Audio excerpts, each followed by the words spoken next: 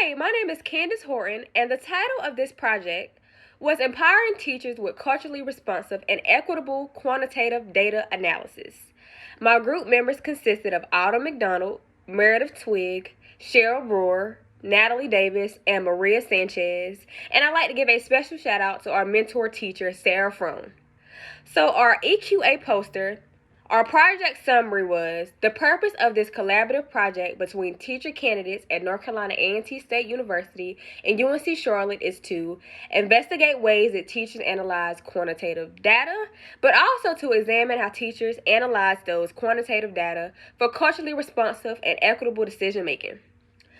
For this poster presentation, I'm going to explain our research questions. I'm going to summarize the method of our professional development, the report of our findings, and also discuss the impact of this project that it had on all of us. So the first thing I will discuss is our research questions. The research questions that my group came up with was, the number one question was, what do these civil rights data collection descriptive statistics reveal about Charlotte, Mecklenburg, and Gifford counties? The second question was, what are culturally responsive and equitable ways to be responsive to these data?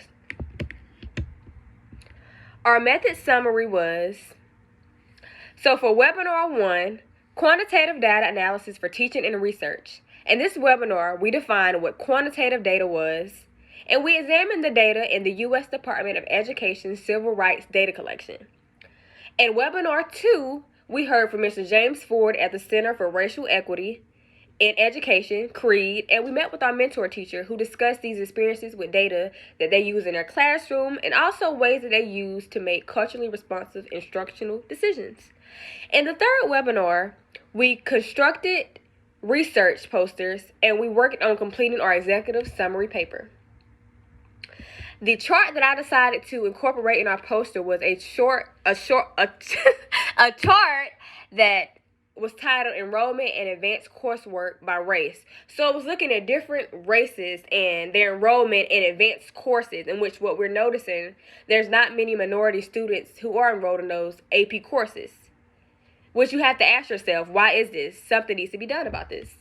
Some of our findings was that it's important to know your students in the classroom. Not just relying on data all the time, but of course using that data. For example, a student could be one of the advanced students in a class, but they might not score as high on a test. So that's why sometimes you can't always look at that data. Second, it's important to have discipline, a plan of action. You have to start your plan of action and try to find the why. Why are you doing this? And the root of their behavior. Thirdly, schools with majority minority students, they don't really have many resources as the other schools, which we see this quite often. And it plays a huge role in the students' academic success due to the lack of resources in the schools. 3 applications for our future teaching practices. First off, as a future educator, it's important to build that trust with your students. You have to create a safe learning environment within your classroom so that your students are comfortable with speaking in front of others and participating in the class. Secondly, being culturally responsive, it means getting to know your students, their culturally backgrounds, and it also means that students should also learn about each other's culture as well so that they can understand each other more. You have to make sure you're inclusive of all students. And lastly, set high expectations of your students. Push them to be the best that they can be, and you want to have them set goals for themselves and see how they reach those goals over time from the beginning to the end of the school year. Lastly, the impact summary. So this project was really significant in many ways, and as a teacher, we will constantly use this data in the classroom. It's important to know how to read data for future references, and this project, it really gave us an insight and an actual first-hand experience on analyzing quantitative data, but also doing research.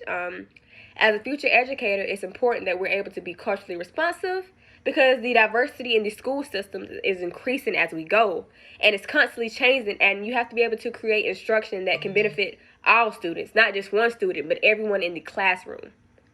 And lastly, being able to work collaboratively is very important. It's all about teamwork, especially as a future educator. Teachers work together, and you have to be a part of a team, so you have to share ideas with each other and help each other out. This was my EQA poster, and I really enjoyed this webinar. I really enjoyed working with a different school, and I really enjoyed this project, and now I know more about quantitative data. I know how to read data, and this will help me in the future. Thank you.